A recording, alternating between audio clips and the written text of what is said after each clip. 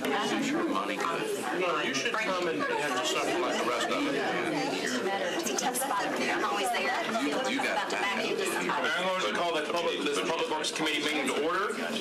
And I detect the quorum, so we'll go and get started. Painless way. We'll get started with Resolution 1211 by myself, exempts the construction and/or maintenance of sidewalks, roads, and bridges funded or partially funded by Metro Public Works from water quality buffer requirements contained in the Metro Stormwater Management Manual Volume 1. And I would move approval and ask, I guess, for an explanation for Public Works of why we're exempting ourselves. Water service. I'll do it. Or water. Yeah. I'll do it. So we established buffers back in 2009, and we enjoy buffers. We want buffers in every case we can. However, there's a practical side of it. We've already done similar legislation for water lines, sewer lines, and greenway projects. And so the way the system set up is now is that Public Works will submit the projects to us. We will review them. We will see that they're doing what they can and keep it to a minimum. And if we say okay, that we'll approve it. We reserve the right if there's a project that is like, oh, we never intended this, we can go ahead and take them to the committee. But the practical matter is we're not going to not fill in a gap of a sidewalk. We've got a sidewalk here and a sidewalk here. We've got a little gap and there's a buffer. We need to put the sidewalk in and we need to be reasonable. And those need to be done at a staff level, not have to go to the committee and take all their time. So it's just kind of a practical measure. And there are exemptions in the stormwater regs, and this is just another one that practically should have been in there to start with. Okay. We're going to move approval. Is there a second? Second. Any discussion? All those in favor? Aye. And we recommend approval. Resolution 1212 by Councilman O'Connell authorizes 3rd Avenue South 120/122 LLC to construct and install an aerial encroachment at 122 3rd Avenue South. Councilman O'Connell. Second. This is the Florida Georgia line, is it? I'll tell you. All right, good. All right, any discussion? All those in favor? Aye. And we recommend approval. Resolution 1213 by Councilman O'Connell authorizes Market Street Mercantile LLC to construct and install aerial encroachment at 111 2nd Avenue North. Second. Any discussion? All those in favor? Aye. And we recommend approval. Resolution 1216 by Councilman Syracuse requests a report within 90 days from the Department of Codes Administration and the Department of Public Works regarding efforts undertaken to enforce sections 6.040.010 through 6.04.035 of the Metro Code of Laws and providing recommendations for further enforcement. Councilman Syracuse. I ask for your support. So move approval. For those of us who are not lawyers, section 6.040.010. Sure. These are the sections in the code that deal with basically campaign signs putting illegally in the right-of-way. We obviously have a lot more campaigns going on now, and it's time to kind of get our grip on this. I think it got way out of control, especially for judicial candidates to be putting signs illegally in right-of-way. So I'd like to hear from Codes, Public Works, and our Election Commission about how they can do a better job at enforcing this. Great idea. I want to thank you, Councilman. I've got several calls about this. Yeah. Yes, ma'am. I would like to point out that according to Sharon Smith, they can all be taken straight to a convenience center and recycled. Yeah, the corrugated plastic signs can go in the plastic containers at convenience centers and drop-offs, just not in your curbside recycling cart.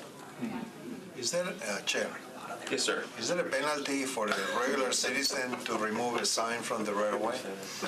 You can't hold Yeah. No. You're specifically authorized to. So if we were to pay 50 cents for every sign that comes to the recycling center, will that be permissible? We, like me and you, or the Metro pay? Yeah.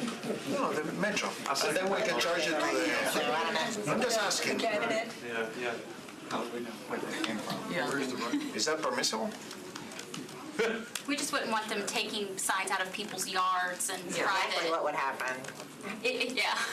You had a bounty. Are you kind of thinking like the glass bottle recycling, like you turn in the glass bottles and you get something back? It sounds like a Seinfeld episode. I need Kramer. We'll take that. We'll ask Metro Codes and Public Works to look at that as a possible recommendation. So, any further discussion? All those in favor? Aye. Any opposed? And we recommend approval. All right, on to ordinances. Ordinance 1173 by Council Lady Blaylock and Freeman amends Title VI of the Metro Code of Laws by inserting new Chapter 6.73 to prohibit retail establishments from providing to customers single-use plastic carry-out bags. Council Lady Blaylock. Pretty self-explanatory, but I think this is something that we need to do as a city. We need to be using the reusable bags. I'm not really for paper bags, but of course that's what they would have to use. But we need to be just a conscious city and start doing things that are important to our environment and protecting our renewable resources. This is definitely a new trend. A lot of cities across the country are doing it, and they find that people get used to bringing their own bags in. So I just think it's something really good to be able to do. All right. Yes, ma'am.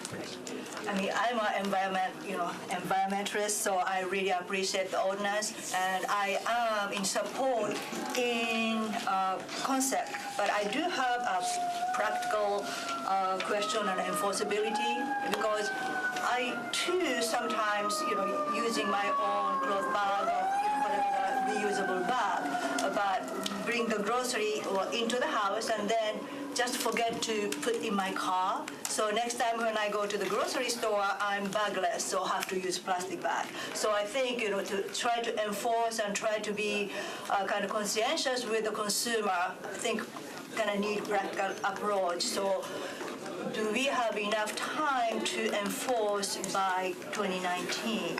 So how should we go about educating the public and so forth? That would be my biggest concern.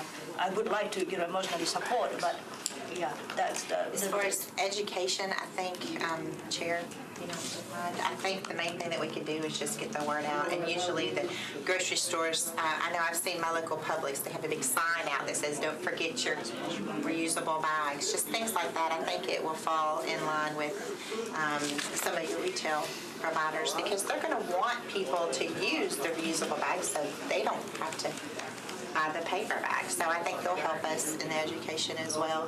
And that's, and then of course we'll all share the information with our social media and stuff like that. Is there any, I'm sorry. No, you're good. Go ahead. Engagement with those consumer, not consumer, but a supplier, grocery chain, and those community, because they are the one probably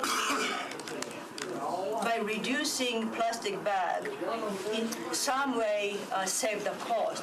But in another way, they may have to prepare alternative for the consumer, so they may have to spend something. So they may need some kind of thinking how they're going to go about, other than educating, public. So is there any engagement with those group of people? I don't have anything right now. But we do have, the grocers, lobbyists that are here now, and hopefully they can relay the information of what the new law is, so they can, start figuring out what they want to do. I've got a question for Sharon in a minute, but go ahead. Councilman Davis had his hand up in front. I'm not on the committee, so I'll let everybody on the committee go first. Okay. Thank you. So grocery folks, so concerns, costs, things like that. I'm interested in what other cities have done and whether they've been successful or not successful, whatever, what the cause and effect has been. But can you all tell me kind of where are the grocery stores and what their concerns would be? You're looking at me. I'm here representing the Hospitality Association, also in opposition, because we use the bags, although, to be perfectly frank, the proposal exempts us. It exempts a lot of users, and there are a tremendous number of users who wouldn't be noticeably affected by this, small retailers and things like that. Rob is the representative for the grocers. Rob Eichert from the Tennessee Grocers and Convenience Store Association, and we really have concerns about this bill. For one thing, all of our stores are pretty much outfitted for plastic, because that is the bag of preference for our customers, and it has just grown into that since plastic started getting offered as an alternative to paper several years ago for environmental reasons. There's really strong indication that plastics might be the most environmentally friendly of the options that are out there. And the alternatives, including reusable bags and paper bags, have environmental implications that I don't think have been considered by the council. As far as cost goes, a paper bag costs 7 cents approximately, and a plastic bag costs less than 1 cent. And that's going to be a cost that's going to get passed on to consumers or eaten by the grocery store, and will just be another pressure on cost for food. What else can I tell you? I guess my one last question before I pass along would be, I appreciate what you're trying to do.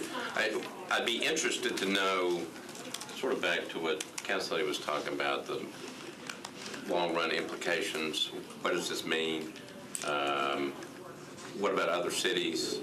How do you actually enforce this? I mean, are we going to send codes people into Publix or Kroger's and, are you going to chase people down? I don't fully understand. So I guess what I would say is my preference on something like this would be to defer at least a little bit and get some more people in here and actually understand it before we just kind of move it on through. But I'll hold that until the other people have questions. I can't remember when it was, but a while back I met with the consultants that are putting together the solid waste plan, and one of those options was banning plastic bags. And there were some options in there that to reduce waste. There are ones that, like having to pay for the second cart and those kind of things, or trash cart, may reduce waste more. Sharon, when is that report? I can't remember when that report, are they still putting it together, or when is that coming out? So, I think they're also putting in recommendations and costs and all that kind of thing. they are, and we're hoping to have a bit more information for some public meetings that will engage the community in the middle to end of June. Well, we really were trying to postpone it to after the Predators won the Stanley Cup, so that we didn't compete with them, and as you know, that didn't turn out well. But yes. Is it your fault? It was the consultant. Okay. They're from Winnipeg. We'd like to have them come in. Yeah. We'd like to talk to them. Yeah. Yeah, so we will be coming back to the Public Works Committee with the document and going through the recommendations. This is that we're working on as a long-term zero waste plan, so plastic bags are absolutely a component of it. It wasn't something that we had thought of, in the near term. More of something that we thought as we got, address some of the large portions of the waste stream first. But my suggestion would be to let us work with the folks here and see what we could come up with as far as encouraging reusables, what options might be out there that we could work together with them.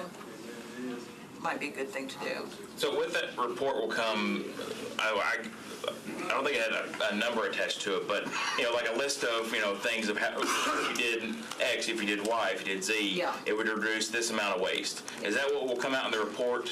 Some of that, and plastic bags are, as you can imagine, a small percent. Food waste, construction, demolition waste are way up at the top. That was, I think, surprised me the most, is particularly from commercial establishments. Food waste was if we just started even voluntary or some type of composting program, that would reduce the waste by a lot. Massive, yeah. That and construction, demolition waste would, get us way over 50% diversion. So when about do you think that report is going to come out? I think it will be in late June, early July. Okay. Did you have a question? I did. It's a little bit unrelated to the public works side of things. If you want to stay on this, go for it. Okay, I was going to ask Councilor Blaylock, do you have peer cities who have done this and kind of what their rollout was and what that model was? I know I have been in other cities where, they invite you to use your reusable bags. Did you bring your reusable bags today? Oops, no, I didn't. And then there's a charge. It's very minor, but that I think sometimes gets implemented first, right, to kind of effectuate that transition, and then by a date certain, then you say you're going to phase them out so that people kind of reestablish their use patterns with sort of a minimal charge. I've had quite a few constituents that have contacted me making the point that the plastic bags, I just wanted to see, Sharon, if you could affirm that, are they indeed recyclable? Like when I go into Publix, there's a bin there, so that single-use bag can be recycled. I don't think we necessarily promote that much, but can people put them in their curbside bin? They can't put them in the curbside bin because the plastic bags actually end up in a commingled sorting facility. They'll get wound around the equipment. Okay. And so they really have to be collected single stream, and the grocery stores do. I think all the grocery stores have drop-offs for it. And I was just asking this gentleman, it'd be interesting for us to know like how many tons of the bags get recycled. They can be remade into plastic bags. They can be made into plastic lumber. Sometimes if you see those plastic bumpers in parking spaces, those are made partially out of recycled plastic bags. There's a number of applications for them. I think certainly, I think a lot of us are torn on this somewhat, right? I mean, we are environmentalists. We know that other cities, especially, oceanside cities for which this is, somewhat of a different issue, but I mean, we have a lot of our beautiful Tennessee waterways, so I certainly support your effort, but I wonder, just since we've gotten so much constituent engagement and concerns, if perhaps, if we were to defer, then we could kind of, we could be able to respond and say, oh, hey, well, Charlotte, North Carolina did this, or, this city did this, and this is how it worked, and it was well received. I would just like to have a little bit more information about it, but I'm generally supportive and appreciate your effort. Councilman Cooper. Thank you.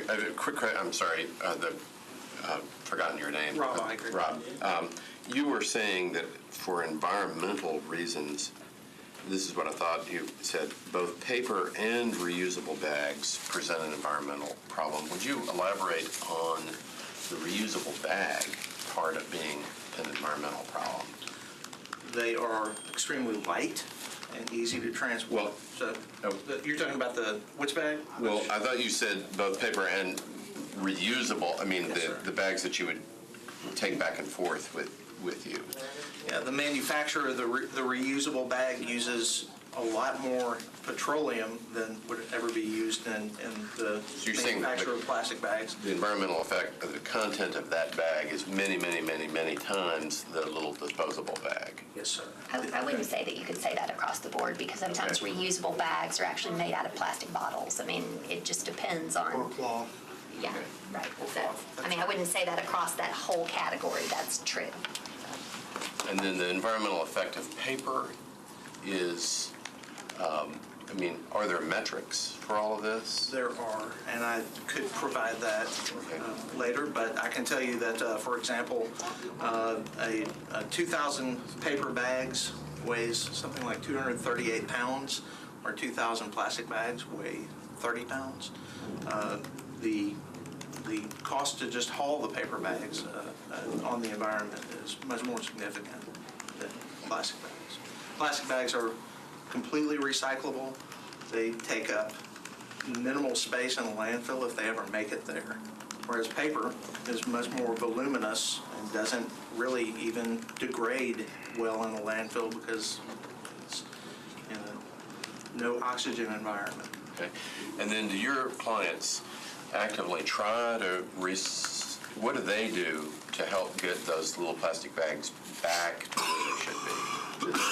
Do they a bounty to people that bring them in, or what do they do? Plastic bags, our grocery store members have recycle centers in just about every retail store in Metro, and they encourage the recycling of bags that aren't being reused at home. So, I'm in one of your customer stores, client stores, like every 3 days. Where are they? Are they when you go through the door, or? Depends on the store. They're almost always at the front door. either outside They or look like inside, trash cans left or a lot right. of times. And Oh, those things. Yeah. Those things. Okay. And that's what your clients are thinking, that people are going to come back and deposit the bags into. And they are doing The trash bags with that. Okay. Well, also, if you had any data on how much is actually collected, I think that would be very interesting, how successful people are in that recycling. Thank you, Mr. Chairman. Councilor O'Connell. I'm going to switch to Metro Water. Do you all have any kind of estimate of the impact, for instance, locally on the storm water in these bags, right? Is that something that we pay attention to? Log off drains when it rains. Right, so obviously, I live fairly close to an interstate. We get a lot of plastic bags blowing up for, a variety of reasons. Just any time in the alleys that when I've done neighborhood cleanups throughout District 19, we see a lot of plastic bags out there. What is the impact on stormwater locally? Is there a measurable one, or does it not actually have a disruptive effect? That's something we don't keep up with the pounds or whatever like we do street sweeping. We know how many pounds of stuff we pick up with street sweeping, but we do know that whenever we go out and clean roadside ditches, typically when we pick up that material, we can't reuse that dirt because there's so much bottles and plastic and other things in there. So it's kind of it's kind of more of it's an issue. And I just did a creek cleanup last weekend on Mill Creek, right in your neck of the woods there, and it is amazing how much plastic you do find just blowing around. But again, volume-wise, it's not much volume, but there is a lot of it. So we don't have any metrics on how much plastic we suck out of storm drains or how much we clean, whatever. But I guess I'm also thinking,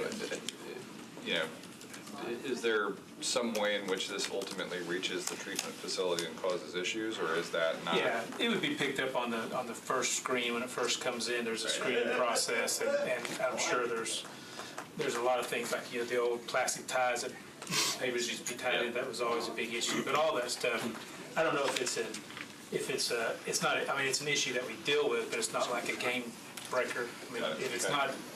You'd be surprised what gets on those screens.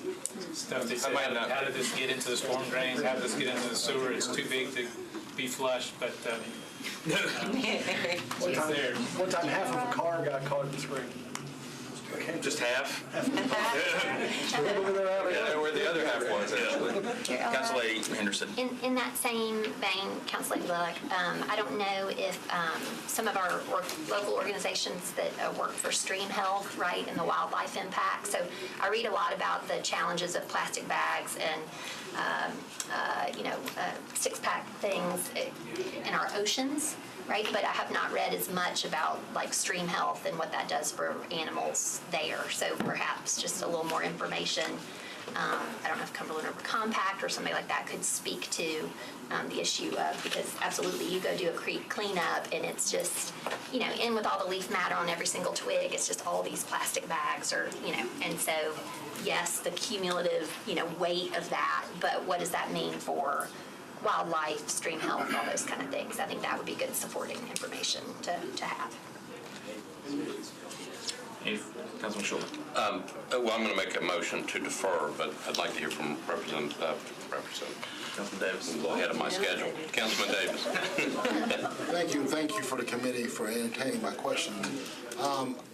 I'm all for helping, and that's why, just like a lot of you, a little torn. But one thing I want to point out, though, is I've talked to some local grocers. There's the fruit market that's reopening on Dickerson Road, which is a oasis in a food desert mine. Also, Hunter's Market in Bordeaux off of Clarksville Pike. And they're having concerns with the cost, or potential costs. And so, if the sponsor were to defer it so that we can answer some questions, like show some data about it, but also the impact. And I don't know this to be true or not because, we're here on a local level, not on a federal level. If there were a cost, and I'm speaking to areas which a lot of us have, where a lot of our citizens, use EBT and the food stamp cards.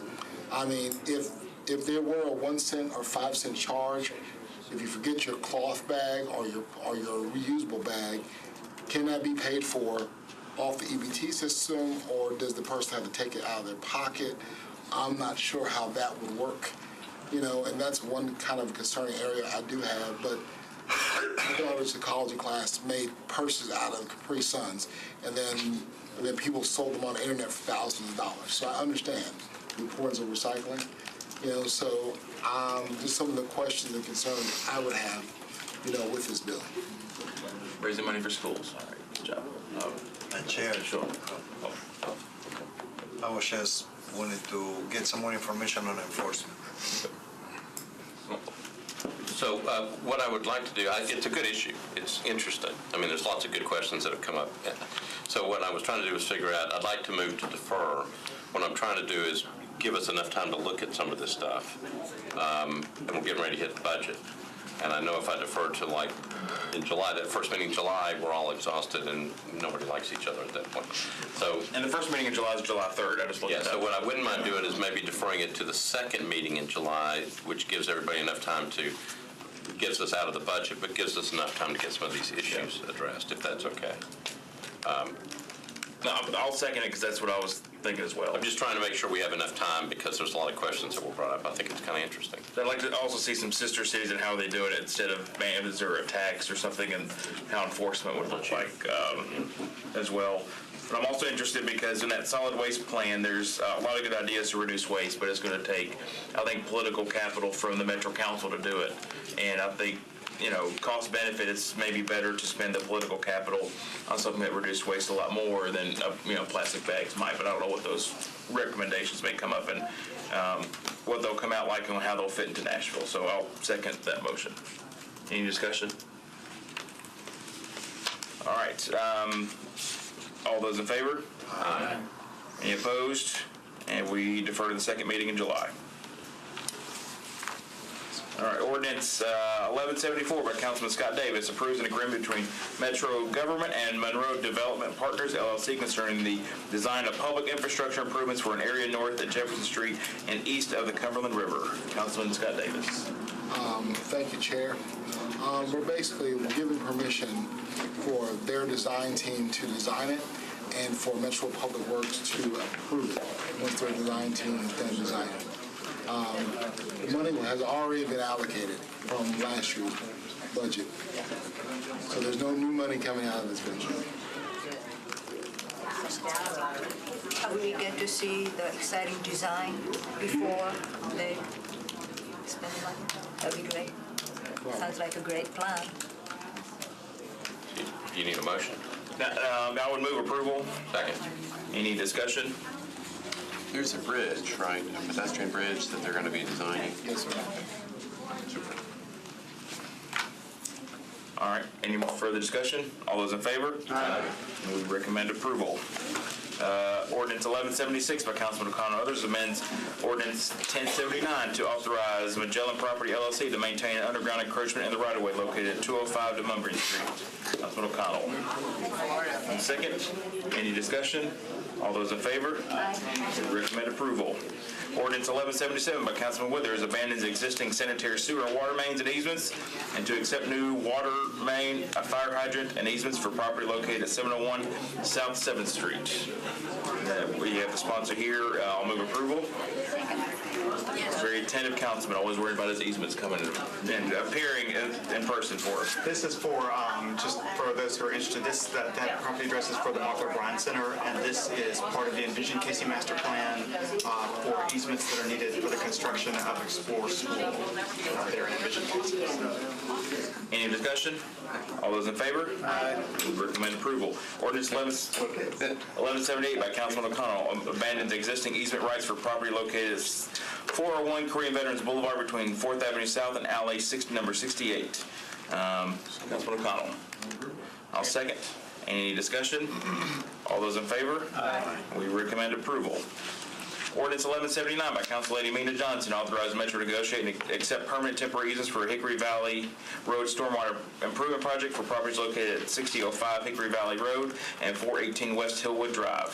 Councilor Johnson. Yes, I move for approval, but I do have a question with Okay, second, go ahead. Okay, looks like the property, the easement runs through kind of middle of the one particular Hickory Valley property. So that existing sewer line or stormwater line? I will have to get that information for you. I don't Okay. know if that's where the existing line was or. Yeah, it looks like it runs literally in the middle of the Do you have property. anything on that, Jay? Yes. Councilor, it looks like that project consists of storm pipe and a section of ditch Right. in between those. So it runs, the facility that's there is just to the left side of that facility. Not quite down the center of that parcel of land, but maybe the left 1/3 part of that parcel of land. Mhm. So, but that's existing, so if any disturbance onto that property, like you did before, you're gonna restore the landscaping above ground, whatever the previous. Typically, the stormwater is going to run where it naturally wants to Yeah, run. so that's why. So if that's where the ditch was, that's where we'll, typically we like to be where Right. nature wanted it to be to start with, because it's easier to work that way. And yes, that'll be part of the negotiations with property owners when they sign the easements, that the restoration of the property will be done in a manner suitable to them. Just out of curiosity, in that location, all the stormwater kind of collecting onto that pipe in that section, so that need to be kind of really taken care of?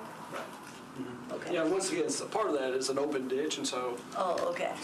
the part that's draining will get into that ditch and into the pipe. I think you're in good shape. Mr. Cosgrove will take care of you. I know. I've seen your walk, so I know whatever you do, it's gonna get better. Artist with so. stormwater. I just wanted to make sure that's what's going to happen. Ditch sculpting, yeah. All right, any further discussion?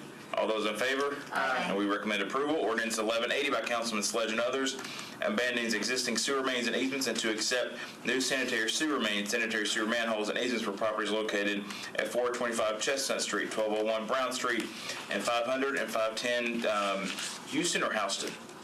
How do we spell it here? Or say it here? I'll ask him on the floor. You mean Sevier Park? Yeah, Sevier Park, yeah.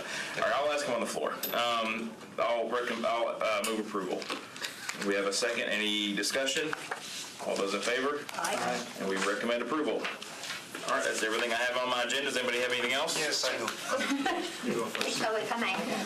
Chair Allard, I just wanted to share that in follow-up to our walk and bike strategic plan implementation meeting, specially called meeting that we had, Public Works staff shared at that time that they were renegotiating the contracts for Yes. sidewalk construction and delivery.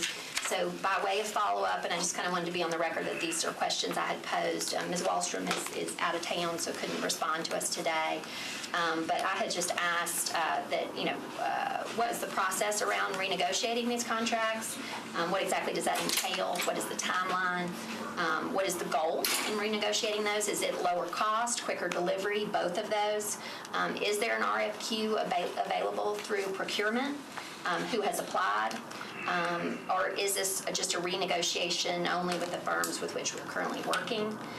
Is Public Works setting a goal deliverable cost per linear foot for sidewalks by type with curb and gutter, so having stormwater implications versus not? Is there a strategic goal of breaking apart the recommended sidewalk priority network per walk and bike and trying to achieve completion of that network within a certain number of years? And then additionally, I had posed the question on the new CityWorks module so that the fee in lieu of sidewalk construction is in fact payable in codes rather than driving over to Public Works. And I know that has been in progress, so I just wanted to know what is the goal date for completion on that. So I just kind of wanted to be on the record conveying that just so the community knows that we are asking those questions. And then additionally, though in your district, I believe Councilman O'Connell and I have gotten a lot of kind of engagement online around the Demumbrian Me as well.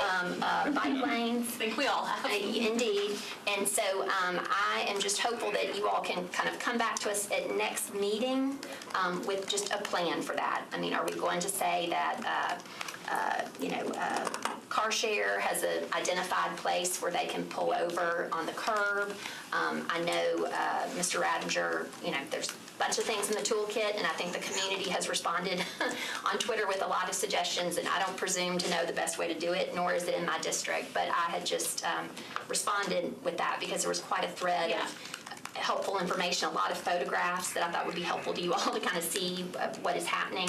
We're literally combing through those suggestions because the people who use the bike lanes are the people who know them the best, to be totally honest. So we're looking at those right now. Okay, I appreciate that because I think I think the community feels like they've been sharing this concern for a long time, and that they have not seen any results, and that might also likewise come through enforcement, and infrastructure, and both of those things. So if y'all could just report back to us, Councilman O'Connell, at next meeting, that would be great. Thank you.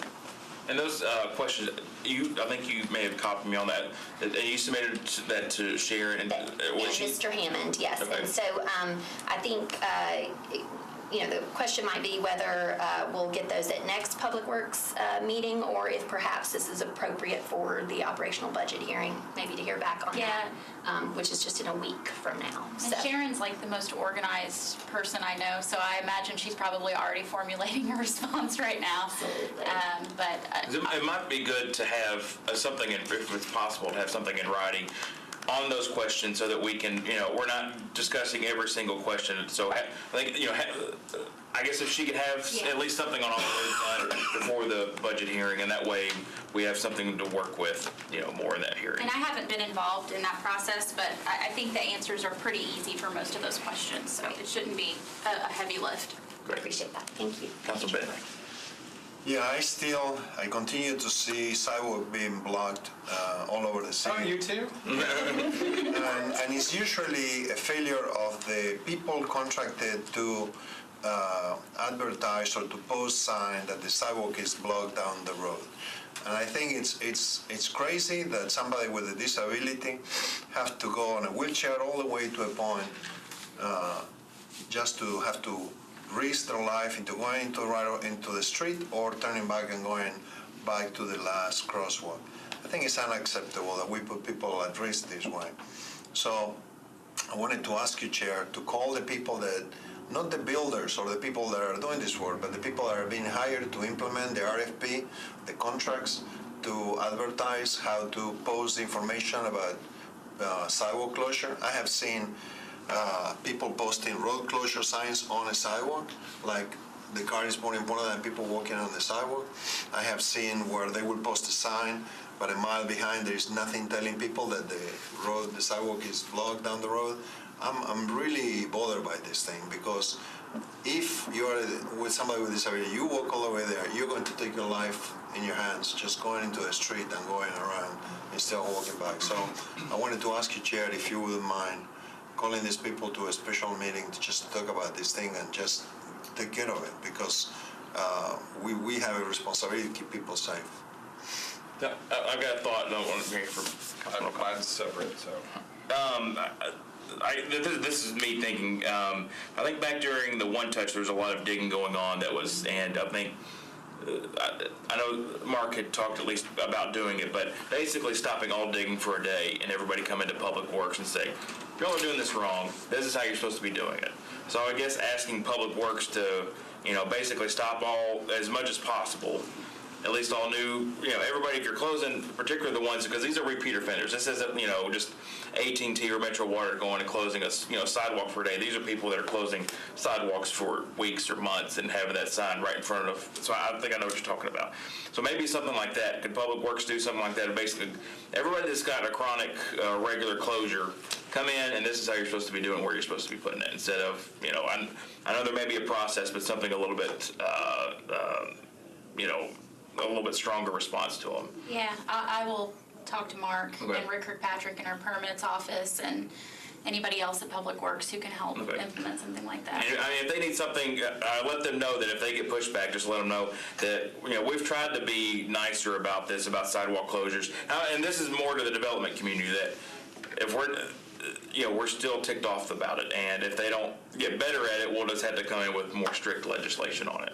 They could self-regulate, because this is not all of it. And we would rather have them have be self-regulated, just do it themselves instead of us having to pass an ordinance. And I will say, if you see something egregious, Every day. oh, does everybody have a Hub account open? I mean, you can send it to me and I'll put it in there, but like, open up a Hub account. I shouldn't have to do that. I know, but if you do see something that's egregious, and then we can send an inspector out. Sometimes, I'm not saying this happens all the time, but sometimes a work site can be set up a certain way, inspected in that capacity, and then things change after it's inspected. And we want to make sure that we're able to catch those things as they're happening, because we can't have somebody out there 24/7 at each construction site. That's a enormous task. Ask from a guidance standpoint, I think so often, you know, at the touch point, right, you get the permit for your sidewalk closure. What guidance do we provide when you get that permit? I think we'd be interested as a committee to know, right, what guidance do we give? Because if you are, you know, if you're doing a street closure, or you say you're gonna close, I think you have to write map, right, when you get the permit. Right. So wouldn't there be guidance around, oh, the closest intersection? If you read the contract. They're required to identify an ADA compliant path of travel, and so as part of that presentation, they have to provide a signage plan. To Courtney's point, policing it can get challenging. With as much development that's going on across the county, really, policing it can be challenging, so there's kind of a give and take. And just as I've always said, we can't be everywhere all the time, and so we rely frequently, but It's not acceptable anymore. What you need to do is get on the phone with these people and tell them that we'll give them a month to shape up, or we'll start writing crazy legislation. Right. Well, and Councilman Bedney, I think to your point, what I think you're referring to is the larger projects that have an extended period of time with extended closures. And so those should be easier to manage, and I agree with you. And we agree with you that we would rather you not write legislation and let us work through this process. So we'll take back, obviously, what you all have suggested and start forming. How to close the sidewalk 101 by Metro Public Works. No, truly, like, I know. photos, website, like, don't put it here, put it there. Good way, wrong way. Yeah. Because I think you can take a picture with the Hub app, and You can. Yeah. You can submit an image, Right, and which then- is helpful when people do that. Also, in the spirit of catching people doing something right, when people do implement it correctly, take pictures of that so that you have that for your sidewalk closure 101. You have that as a link on your online permit thing. Oh, we see you're closing a sidewalk, link here, here's how you do it, you know, that kind of thing. Feel free to send them to me too. I'll get them to the right place. Councilman O'Connell. Unrelated to this, but I think it is related to sort of navigation, particularly in downtown. There's been a lot of conversation recently about sort of the authority for special events downtown between MMPD's custom services and Public Works in terms of control and access to right-of-way. Maybe this is a place where we actually do a joint committee meeting between Public Works and Public Safety and invite both MMPD and Public Works to come in, especially because we've had a budget request from MMPD that looks at overtime. There have been a lot of overtime considerations related to custom services, and I think that might be a way to look at that. So that is a suggestion. All right, I think that's probably a good idea. All right. Anyone else? All right, we'll stand adjourned. Thank you.